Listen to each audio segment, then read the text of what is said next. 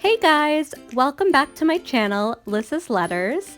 So I just got back from vacation and I can finally upload this video that's just been hanging out in my phone for the past 2 weeks. So I wanted to share with you guys a fun technique that I like to use to draw roses with a watercolor wash background, also known as watercolor and ink roses. When I try to freehand roses or any type of flower, I just don't like how they look. So the first thing that I always do is to look for some reference images. The app that I'm using right now is Spark Post. It's an Adobe app. And I just really like this app because it has tons of free photos that you can use. And there may be like hundreds or thousands of different rose pictures. The next step for me is usually to sketch the roses in pencil. If you're somebody who likes to just go ahead and put down the ink without doing a sketch, that's totally fine. I just feel like I prefer how it looks when I've done a sketch first. What I've listed here as step number 3, which is to choose your color palette, could really happen at any point. And next, I traced over my pencil markings with a black fine liner. I'm using the Micron 005, which is a super fine thin line. And I did that because I wanted the lines to show, but I didn't want them to be overpowering.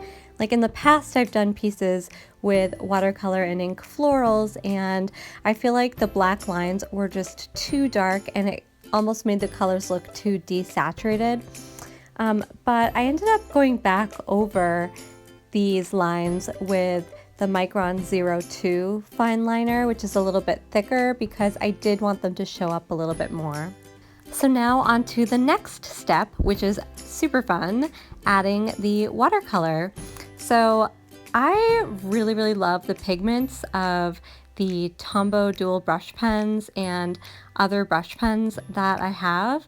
So I actually really like to use those instead of regular watercolor inks because the colors are just so vibrant and I don't have to mix the colors, I already have them.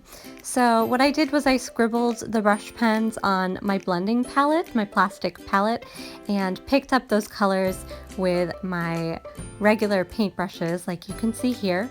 And with this type of watercolor wash, I just kind of go for it. Like I like to make the colors go outside the lines and make it really imprecise.